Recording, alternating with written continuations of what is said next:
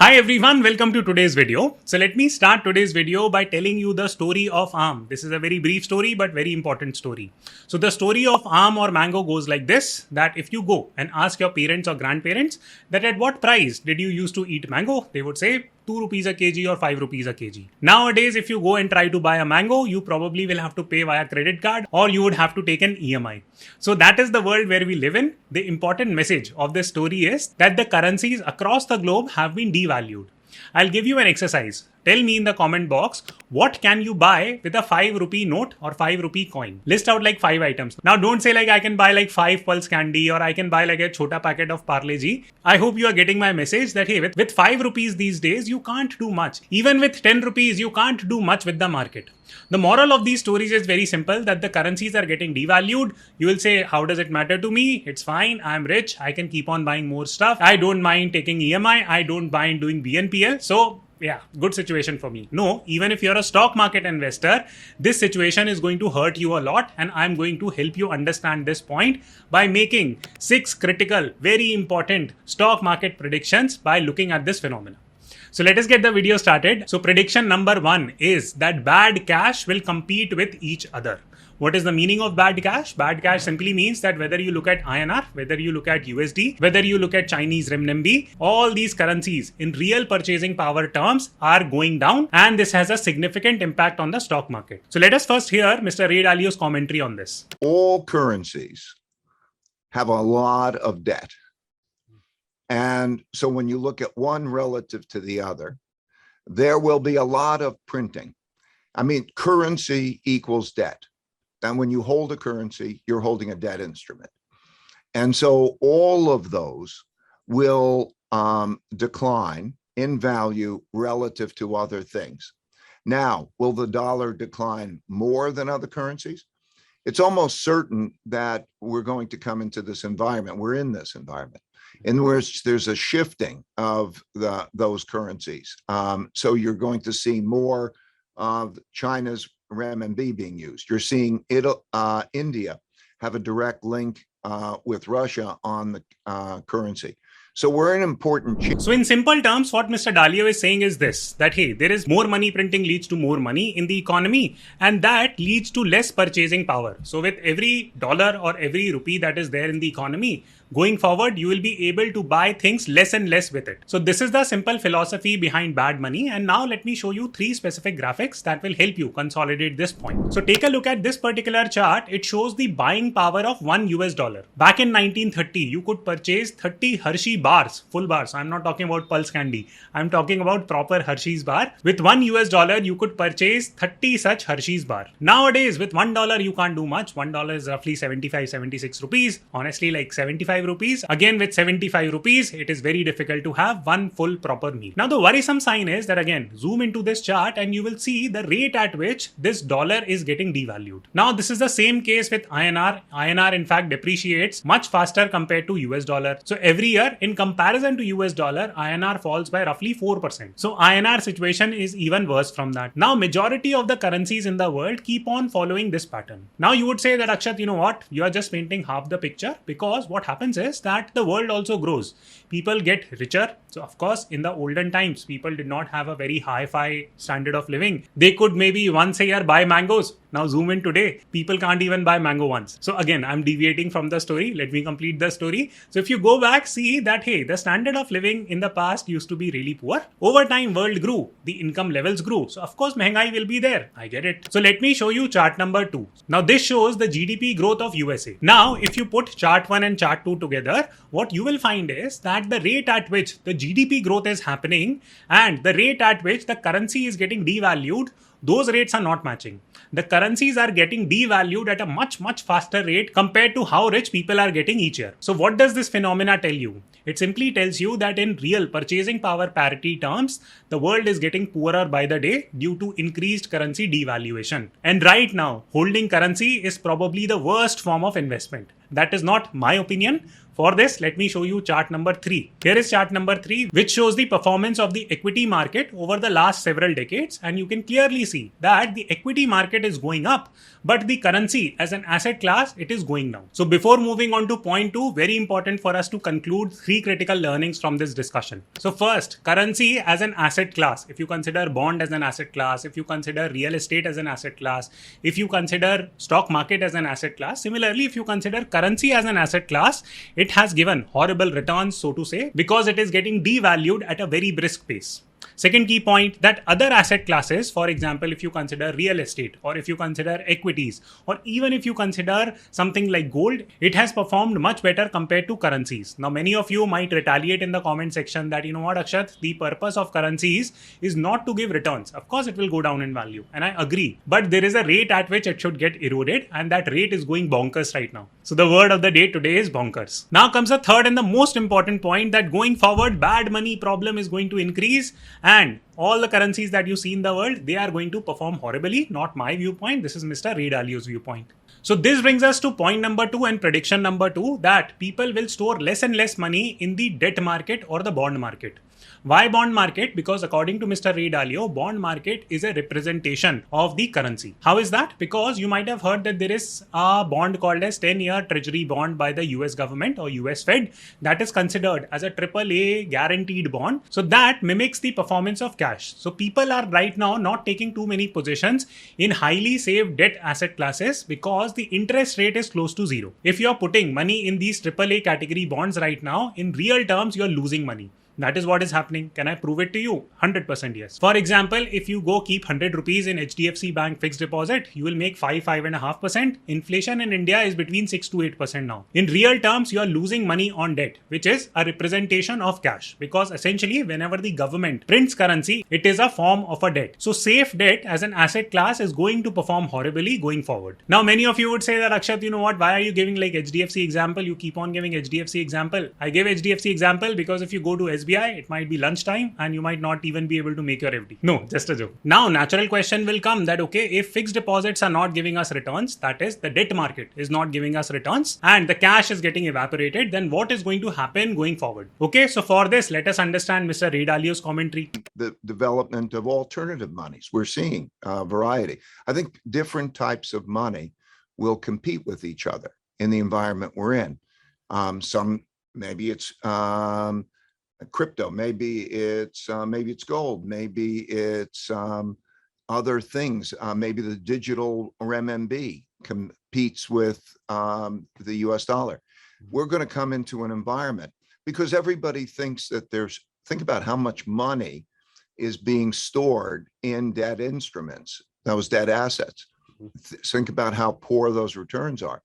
So that kind of a shift, I think, is very important. Oh, so he said cryptos. I did not say crypto. So it was he who said it. I'm just building on his argument. So please don't bash me in the comment section. Okay, so it's on Mr. Ray Dalio for bringing crypto into this discussion. So let us have that discussion. So take a look at this particular chart. This shows VC investments by prominent companies. It shows the difference between the aggregated investment from 2016 to 2020 and 2021 alone. So what do I mean? So let us pick Andreessen Horowitz, which is a very big VC fund in the US. So if you take 2016 to 2020 data, they made 39 investments. In 2021 alone, they made 29 investments. Okay, so let us look at another major player called as Tiger Global, and it has funded a lot of Indian startups also. So from 2016 to 2020, they funded only 2 crypto-based ventures. In 2021 alone, they funded 14 ventures. Now, you can make an argument that, you know what, Akshat, you peddle like cryptocurrency, you benefit, this, that. Okay, first and foremost, I have 80% of my holding in stocks. So I'm still a pro stock person, not a pro crypto person, so to say. Crypto for me is a diversified asset class like any sensible investor. But the data, again, take a look at this data and go through it. This is an independent data and you can clearly see that if the biggest VC funds on earth are taking bigger positions in cryptos, what does that tell you as a logical human being? It simply tells you that going forward, that people are taking more positions in crypto. They are moving away from the debt market or cash oriented market into other forms of investments like cryptos. So just to conclude the second key trend, that going forward, this acceleration from debt market into other forms of assets is only going to go up. My third prediction is that the stock markets are going to go sideways. In fact, majority of the crypto market is also going to go sideways. There is a very high likelihood of that happening. Why is that? Take a look at this segment from Mr. Ray Dalio. No, they're in a position already because of that dynamic, spending more than they're earning, creation of a lot more debt, and a lot of other debt, which one man's debts are another man's assets, and that as the holder of that assets is losing money. Imagine holding a bond now, and look at how much money is in bond funds and cash.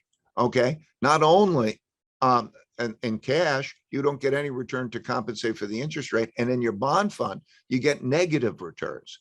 And how's that feel? So you're going to continue to hold those bonds in that bond fund? It's a dynamic that they have to deal with that is really beyond their capacity to deal with it. They can't change those fundamentals. Right. So before building onto this viewpoint, let me quickly clarify the definition of sideways market. So there is an upward moving market. For example, last year we had an upward moving market that the Nifty went up like this.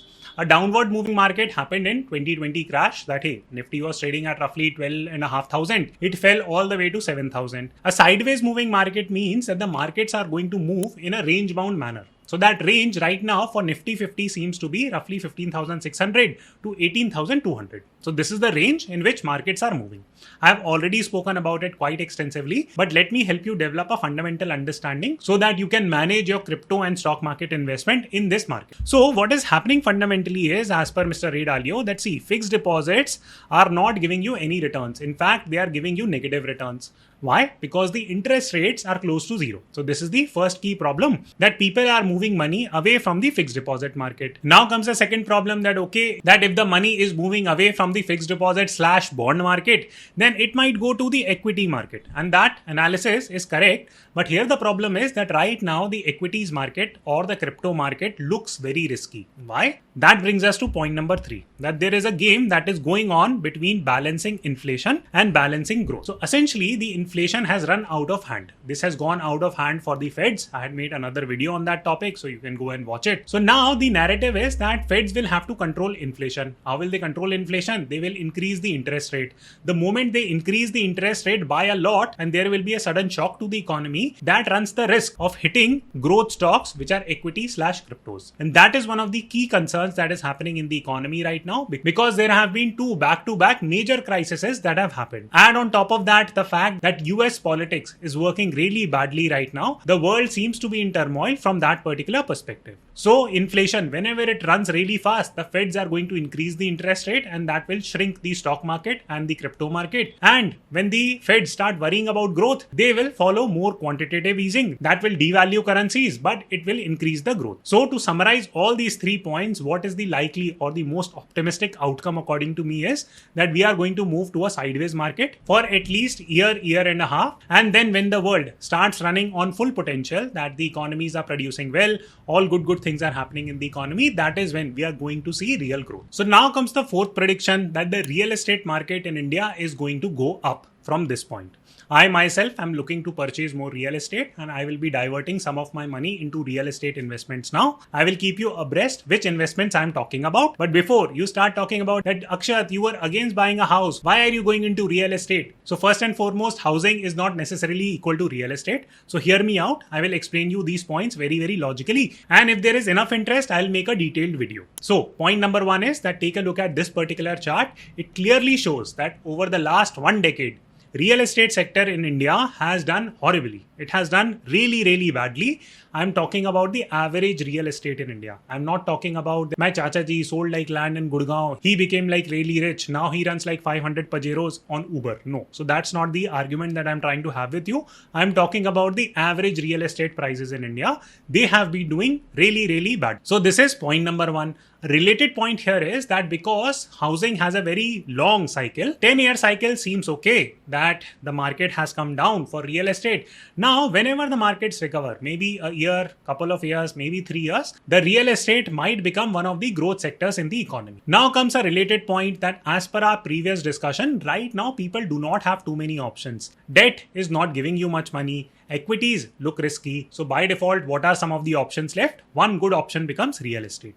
Now you'll say, Akshat, super excited. I just wanted to get that confirmation for you. Now I'm going to sell all my cryptos, all my equities and jump into real estate. No, please don't do that. Why is that? I will help you understand. See, from a theoretical viewpoint, the real estate prices should go up in India from this point. No doubt about that. But there are two specific problems that retail investors will face. First and foremost, the commissions on real estate in India is still very, very high. That's one part of the equation. The second part of the equation is that the price discovery in real estate is a huge challenge. For example, when you go and try to sell your house in this market also, you will not get adequate prices. Why? Because the entire market is cornered by middlemen. Again, if you try to buy a house, you will get like super bloated prices. Why? Because all the real estate mota developers are there. They have created a jhund of people and they will keep charging insane amount of commissions for you. So that price discovery becomes really difficult, and also add upon it the stamp duty, the GST and bunch of other host of taxes. Government has made real estate buying really complicated now. So from that particular perspective, unless you are well versed with the real estate market, please do not buy it. So in my case, since I'll be taking bigger possession of real estate, I can have people who will be dedicated to this task, who will scout real estate for me, and that is how I'm going to purchase real estate. And I'm mostly going to buy more agricultural lands. Why is that? It requires a separate video, but I hope you get that discussion that I'm not going to buy like houses. That's a very bad investment you can make. Once I have done this exercise, I will share my perspective with you on what are some of these strategies, what are some of the key things that you need to keep in mind if there is enough interest from all of you. Now comes fifth prediction, that cash burn firms or firms with super high debt, they are going to go down. They are not going to survive. Why am I saying it? This trend has already started to happen. So first point related to that is that the total free money available in the economy, that is somewhat drying up. Why? Because governments cannot keep infusing cash at the same rate that the governments have done across the last 2 years. There has been insane amount of money printing. So the rate at which money will be printed right now, that has to go down. There is just no other option there. So the amount of free money available in the economy, that is going down. As a result, you will see companies like Lido. This is the funding of a company called as Lido Learning. It was one of the biggest startups in India. And look at the total amount of funds that they have raised. If you aggregate all this, it comes out to be approximately $30 million, which is like 225 crores. So after raising so much money also, they were unable to survive, right? So why is that? Because they were unable to raise the next round of funding. So this market becomes a problem for you if you are a high debt company, which is not able to make cash from its operations. So these type of companies will continue to go out. As a stock investor, what are the stocks that you must avoid? You must avoid high debt companies in this market at all cost. For example, don't buy companies like Bharti Airtel per se. Why? Because they have traditionally been super high debt companies. Every time a new spectrum auction comes, they have to borrow so much money just to buy that spectrum. Now, please don't panic that if you're holding Bharti Airtel, Akshat says something negative. No, that's not the point. I'm just picking Bharti Airtel as an example and try to sell these type of high debt companies on rise. Whenever you get an opportunity, my viewpoint would be that investors should take an exit. This is not a recommendation. This is how I'm seeing the market play out. So I'm just outlining my viewpoint. Now comes the sixth and final prediction that going forward, the markets are going to become a winners take all market. This is especially going to be true in the crypto market and equity space both. So let me help you understand this point by using the example of Amazon and Nasdaq 100 company. So take a look at 5-year growth of Amazon. So these are trailing 12-month profit. They were making 135 billion in profits 5 years ago. Right now that number has gone up by 4x. This is like crazy amount for a big company like Amazon to grow at the rate at which it is growing. Amazon is not just an exclusive example here. If you study the growth of Tesla, if you study the growth of Apple, if you study some crypto-based protocols like Ethereum, Bitcoin, all have grown at a massive rate. People keep on debating that, hey, should I be investing in like cryptos or should I be investing only in equities? These two are like anti-assets. No, they are not. They are, crypto works exactly like tech stocks. So if tech monopolies are winning in the stock market, then it is given that even in the crypto market, monopolies within the crypto space are going to win. Now, why am I saying this? So this is the data from 2000 about Nasdaq 100, and you will see that 3 big companies were Cisco, Intel and Microsoft. And they made roughly 20% of the entire index. Fast forward 20 years, These are the three top companies right now, which is Apple, Microsoft, Amazon, and they make roughly 30% of the index. So within a span of 20 years, 10% of index has shifted. What does this tell you? This simply tells you that we are moving from a model where small companies survived, too many of small companies, to a model where monopolies are crushing everything. And you can notice this. If you just simply go on Amazon, you will see that they are building their own products. They are studying the models of small time retailers and crushing them in a way. So what is happening is that we are moving towards this world of monopolies where good assets will survive, whether they are in the crypto space, whether they are in the bond space, whether they are in the equity space, it does not matter. The only asset class that is getting systematically eroded is cash. So if you as an investor are sitting on a pile of cash, you are doing yourself a disservice. I hope you enjoyed the video. Please press the like button and share it with your friends. This was a very important video. I hope you enjoyed it, and I will see you tomorrow.